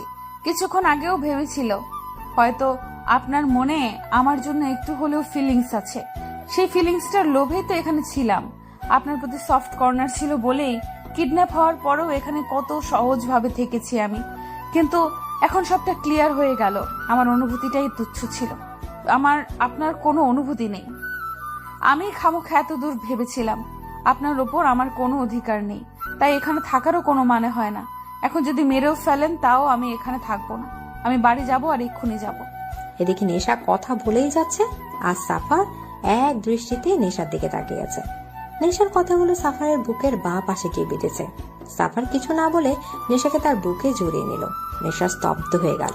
ইডিয়েট, এতদিনে এটাও বোঝনি how much I love you. ভালোবাসি তোমাকে, বোঝো না তুমি? তোমার এত কাছে এসে তোমাকে বুঝিয়ে দিলাম আমার উপর তোমার অধিকার কি, তাও বুঝলে না ইডিয়েট। ভালোবাসি নেশা, খুব ভালোবাসি তোমাকে। সাফারের কথাগুলো নেশার নাক টেনে কাঁদতে লাগলো। নেশাকে কাঁদতে দেখে সাফার তাকে ছেড়ে দু হাতে বাহু ধরে বলল, কি হলো, কাঁদছো কেন? আপনি আমাকে ভালোবাসেন না, একদমই ভালোবাসেন না। বললাম তো ভালোবাসি। ভালোবাসলে আমাকে সবসময় এইভাবে ইডিয়েট বলতেন না। ইডিয়েটদের কেউ ভালোবাসে না, আপনিও ভালোবাসবেন না। বলে হাত দিয়ে নাক ঘষল নেশা। নেশার কথা শুনে সাফার বাঁকা হেসে তাকে আবার জড়িয়ে ধরলো। তুমি ইডিয়েট, অনেক বড় ইডিয়েট, কিন্তু ইডিয়েট হলেও তুমি শুধুই আমার। আমি আমার এই ইডিয়েটকেই ভালোবাসি। আমার এই ইডিয়েটকে চাই, বুঝেছো? সাফারের কথা শুনে নেশা ফিক করে হেসে সোফার পেছন থেকে জড়িয়ে ধরলো। সাফার আরো শক্ত করে নেশাকে জড়িয়ে ধরলো। কতদিন ধরে এদিন অপেক্ষা ছিল সাফার। নেশাকে বুকে নেওয়ার লোকটা সেই প্রথম রাতেই হয়েছিল, যেদিন সে গাড়িতে তার বুকের মাঝে ঘুমিয়েছিল। সেই থেকে সাফার বারবার তার বুকে শুধু নেশাকে চেয়েছে।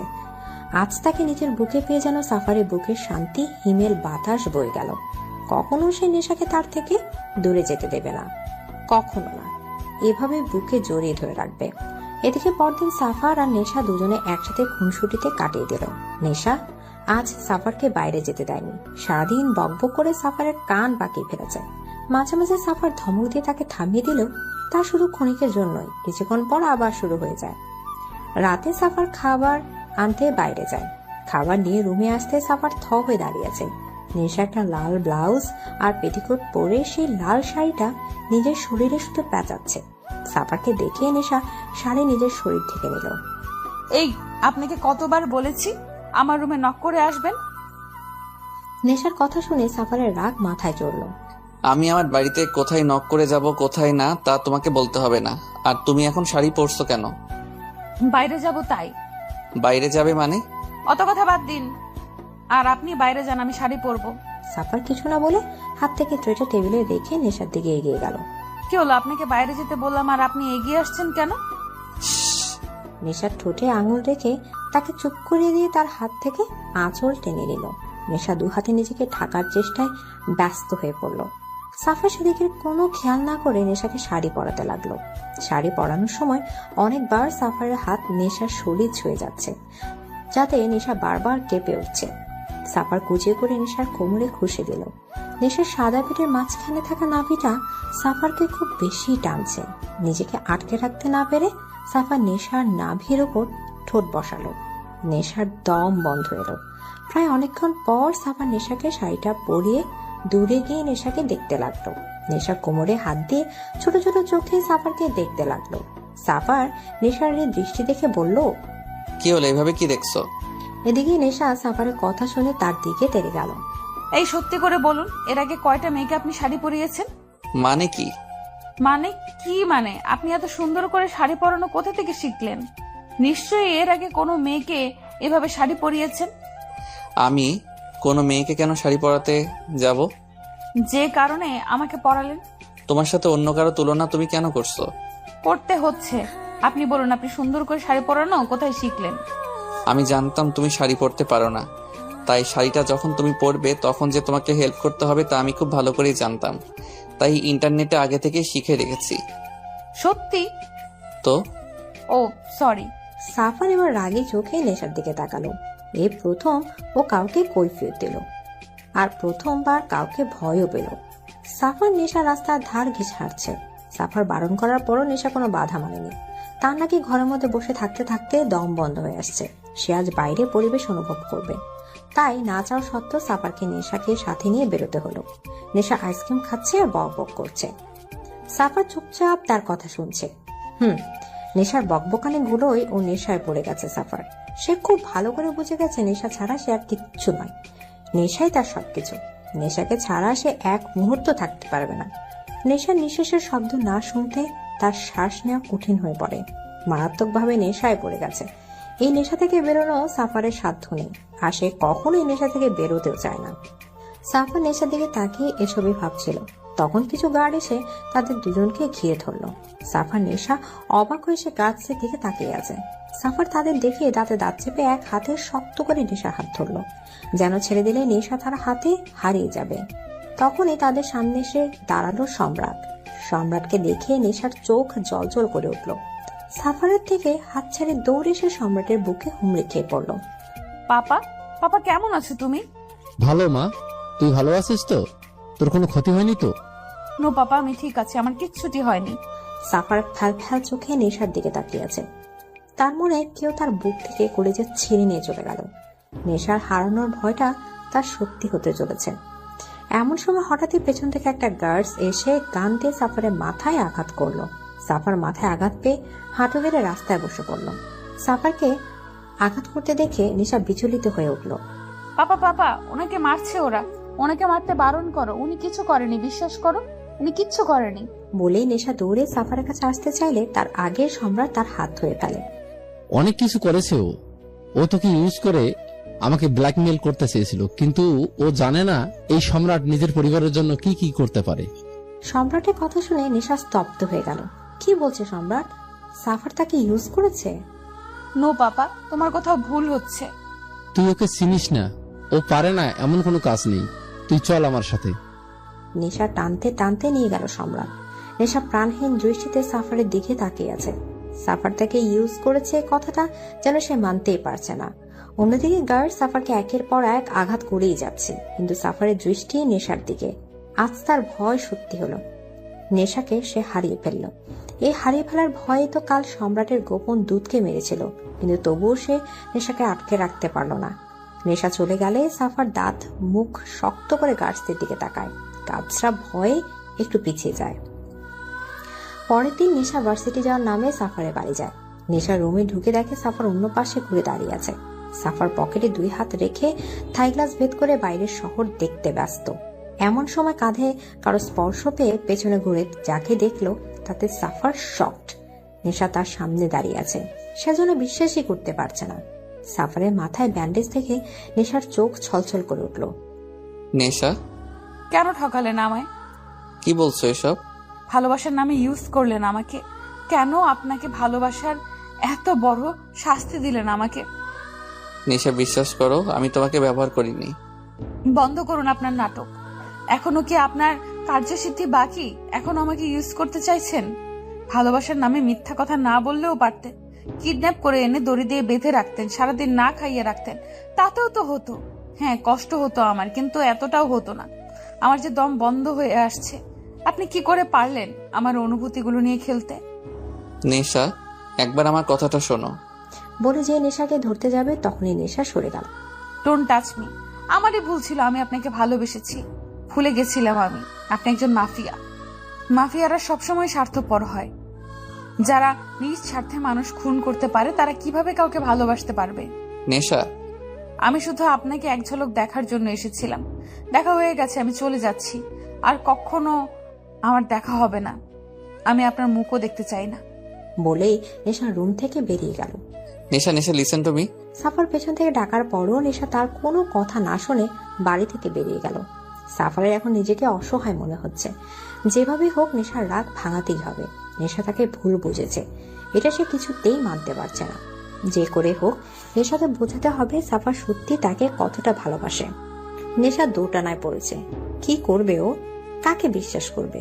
তার বাবা তাকে কখনোই মিথ্যে বলবে না, সেটা সে খুব ভালো করেই জানে। অন্যদিকে সাফারকেও অবিশ্বাস করতে পারছে না। কোন দিকে যাবে? নেশা সাফারকে ছাড়া থাকতে পারবে না। যতই হোক ভালো তো তাকেই বাসে। নেশা ভার্সিটি থেকে বেরোনোর সময় ভার্সিটির দরজা চোখ পড়তেই অবাকে সপ্তম আকাশে পৌঁছালো সে। এসে কাকে দেখছে? এ কি সাফার? সত্যি কি তার সামনে সাফার দাঁড়িয়ে আছে? ভার্সিটির সামনে কালো টি শার্টের উপর কালো শার্ট আর কালো গ্যাবার্ডিং এর প্যান্ট, চোখে কালো সানগ্লাস পরে কালো বাইকের উপর বসে আছে। পুরো হিরো লাগছে। নেশাকে দেখে বাইক থেকে উঠে দাঁড়ালো। নেশা এভাবে সাফারকে দেখে কিছুক্ষণের জন্য থ মেরে গেল, পরক্ষণে নিজেকে সামনে তার থেকে চোখ সরিয়ে সোজা হাঁটতে লাগলো। 4-5 গার্ড তাকে ঘিরে রেখেছে। ভার্সিটির বাইরে বেরোতে সাফা নেশার দিকে এগিয়ে এলো। সাথে সাথে নেশার গার্ডসরা সাফারের বাহু ধরে তাকে আটকালো। সাফারের গায়ে হাত দেওয়ার সাথে সাথে সাফার চোখ মুখ শক্ত করে তাদের দিকে তাকালো। কোথা থেকে কয়েকটা গার্ড এসে নেশার গার্ডদের ঘিরে ধরলো। তারা 4 জন আর সাফারের গার্ড 8 জন। কিভাবে পারবে তারা? নেশা তাদের এই অবস্থা দেখে সাফারের দিকে রাগেই লোক ছুড়ে দিয়ে গাড়িতে বসতে গেলে সাফার নেশা হাতে হ্যাচকে টান মেরে তাকে গাড়ির সাথে চেপে ধরলো। কি করছেন? কি ছাড়ো না আমাকে। না, ছাড়বো না, তোমাকে আমার কথা শুনতে হবে। আপনার কোনো কথাই শুনবো না আমি, ছাড়ো না আমাকে। Shut up and listen to me idiot. I love you. I love you forever and ever. কেন বুঝছো না? আমি তোমাকে ইউজ করিনি, ভালোবাসি তোমাকে। সেই প্রথম দিন থেকে তোমাকে ভালোবাসি। তোমার অভ্যাস হয়ে গেছে আমার তোমার উপর বিরক্ত না হলে যে আমার ভালো লাগে না, তোমার বকবক না শুনলে যে আমার ভালো লাগে না। নেশা, তোমাকে যদি আমার ব্যবহার করার হতো তাহলে অনেকদিন আগে সেটা করতাম। যখন জেনেছিলাম তুমি সম্রাট খানের মেয়ে, তখন আমি তোমাকে ইগনোর করতে শুরু করেছিলাম। তোমার থেকে দূরে যেতে চেয়েছিলাম, কিন্তু পারিনি। তোমার থেকে দূরে থাকতে পারিনি। আমি জানি তোমার বাবা কখনোই আমাদের মেনে নেবে না, তাই আমি তোমায় আমার কাছে নিয়ে গিয়েছিলাম। তোমার বাবাকে ব্ল্যাকমেইল করার জন্য নয়। যদি এরকমটাই হতো তাহলে আমি নিশ্চয়ই ওনার দুর্বলতার সুযোগ নিতাম, কিন্তু আমি তা করিনি। আমি পিছু সরে এসেছি শুধু তোমার জন্য, তোমাকে ভালোবাসি বলে। প্লিজ আমাকে ভুল বোঝো না নেশা, আমি সত্যিই তোমাকে ভালোবাসি। হয়েছে, আপনার ড্রামা শেষ হয়েছে। আমাকে ইউজ করা এখনো বাকি আছে আপনার, যে এখনো ড্রামা চালিয়েই যাচ্ছেন। দেখুন, যদি আপনার সেরকম কোনো ইন্টেনশন থাকে তো আমাকে আপনি সোজাসুজি বলে দিচ্ছি, আমি আর আপনার এই ফাঁদে পা দিচ্ছি না। আমি অতটাও বোকা নই যে আবার আপনার কথায় চলে আসবো আমি। ছাড়ুন আমাকে। এদিকে বলে ঝটকা মেরে নিজেকে ছাড়িয়ে দিয়ে গাড়িতে বসলো নেশা। আমার গাছদের যেতে দিন। নেশা, আমার কথা প্লিজ, আমি কোনো কথা শুনতে চাই না।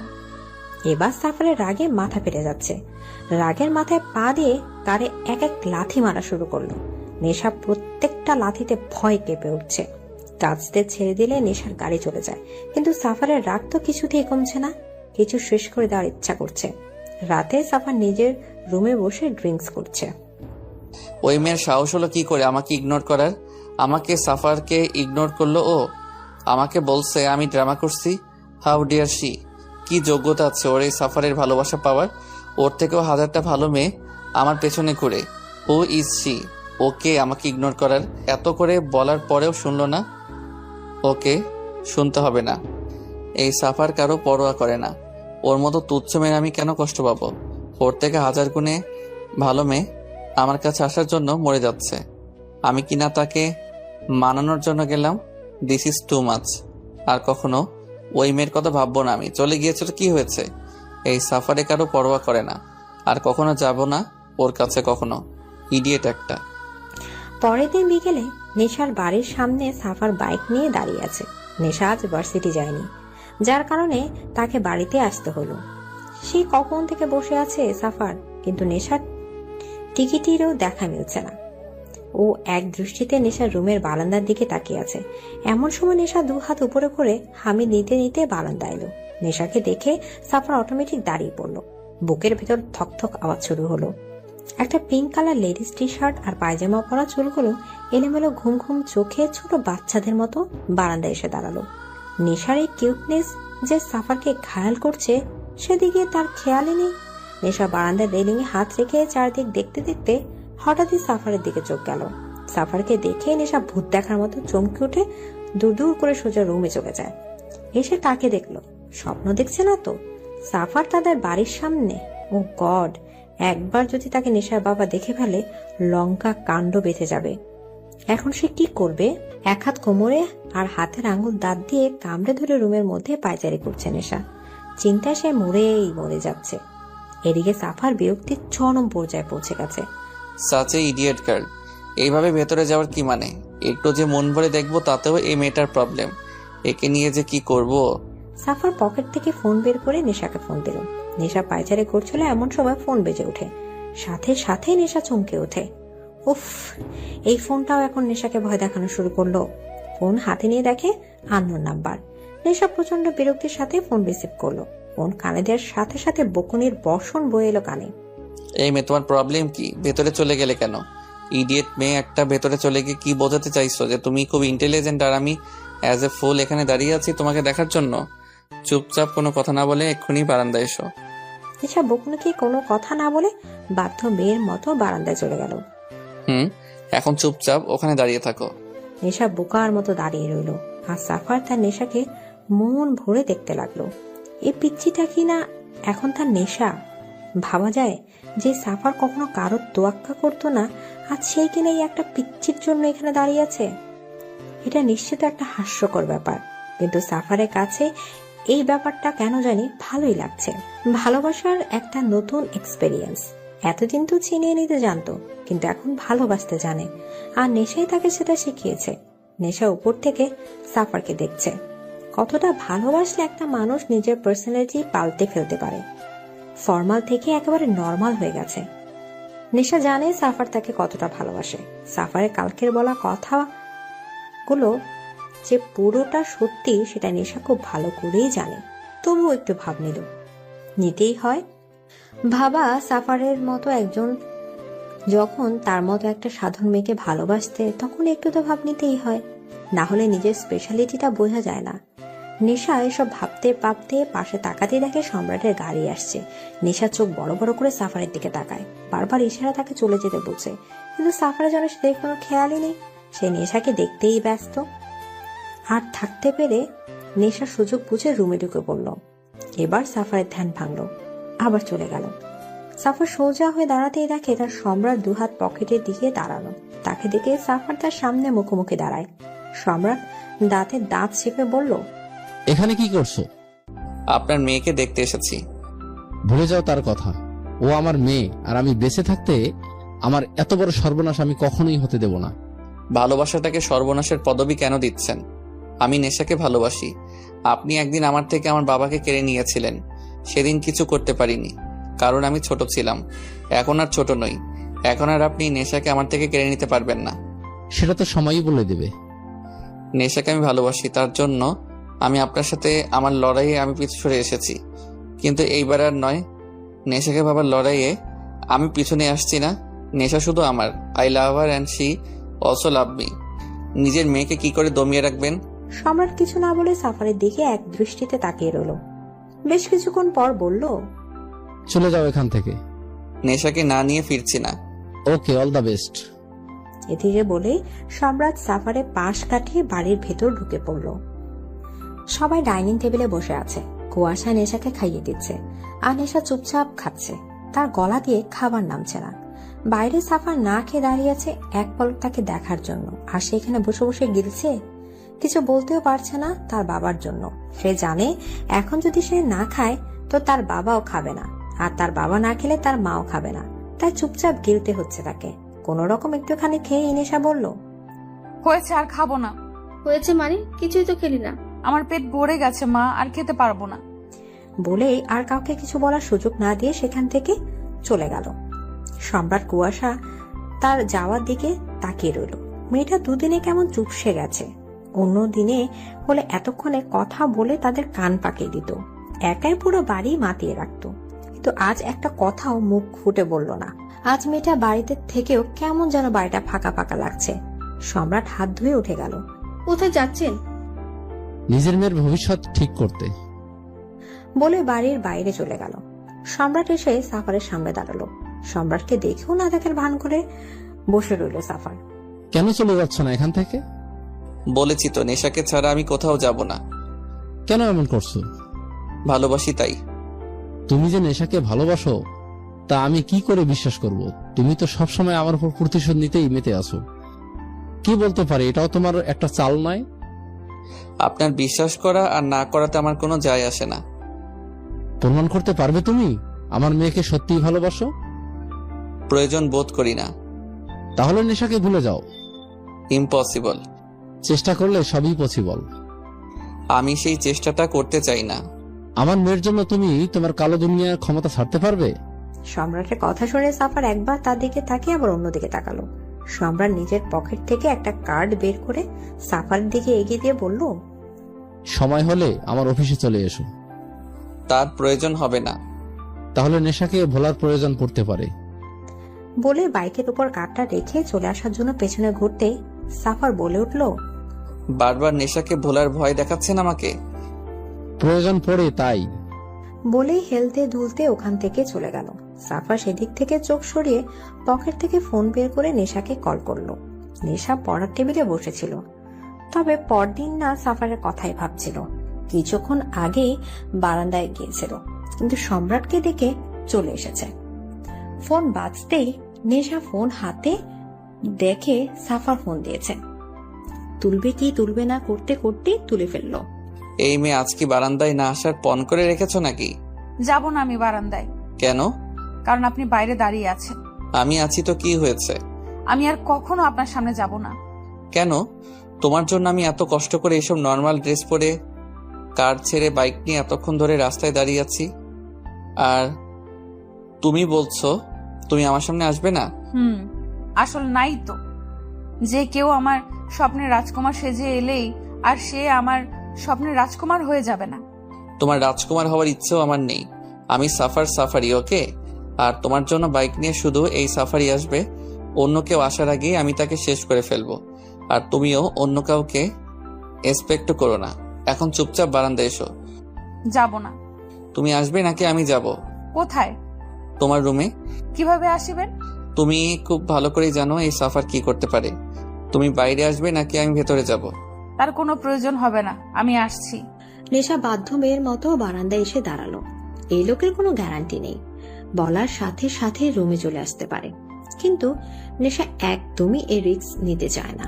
নেশা, তোমার আজ খুব সুন্দর লাগছে। কথাটা শোনার সাথে সাথে নেশার বুক ধক করে উঠল। সাফার এক দৃষ্টিতে তার দিকে তাকিয়ে আছে। নেশা কোন রকম কাপা গলায় বলল, চলে যান প্লিজ।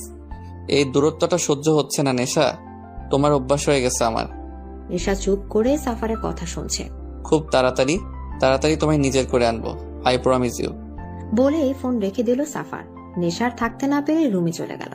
তার খুব কান্না পাচ্ছে। সাফারের প্রত্যেকটা কথায় মায়া জড়ানো আছে, যা তাকে সাফারের কাছে ভীষণ ভাবে টানছে।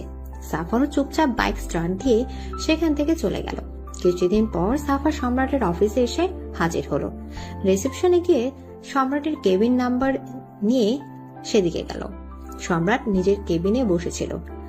সিটি ফুটেজে সাফারকে আসতে দেখে বাঁকা হেসে বলল, আমি জানতাম তুমি আসবে সাফার। এবার দেখো এই সম্রাট এখন কি করে। সাফার সম্রাটের কেবিন খুঁজে ভেতরে ঢুকে পড়ে। কারো কেবিনে আসতে হলে নক করে আসতে, আর যারা এটা জানে না তাদের ম্যানারলেস বলা হয়।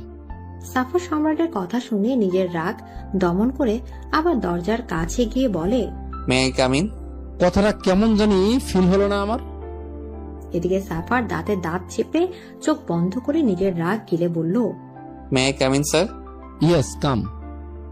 এদিকে সাফার কেবিনে ঢুকে বসতে যাবে, তখনই সম্রাট বলে উঠল, আমি বসার অনুমতি দেইনি। সাফার এবার না বসে দাঁড়িয়ে রইল। আপনি আমাকে আসতে বলেছিলেন, আমি এসেছি। তোমার কাগজপত্র কিসের? তোমার শিক্ষাগত যোগ্যতা কি সেটা তো আমাকে জানতে হবে, না হলে আমি তোমাকে কিভাবে কাজে রাখি বলো। কোনো কাগজপত্রের প্রয়োজন নেই, ইচ্ছে মতো একটা কাগজ দিলেই হবে, তবে সেটা আমার লেভেলের হওয়া চাই। Are you sure? সাফার কিছু বলল না। ওকে, আমি দেখছি তোমাকে কি কাজ দেওয়া যায়। সম্রাট নিজের টেবিলে থাকা ঘন্টাটা বাজালো। কিছুক্ষণ পর এরই মধ্যে একজন পিয়ন এসে বলল, আসতে পারে স্যার? Yes come in.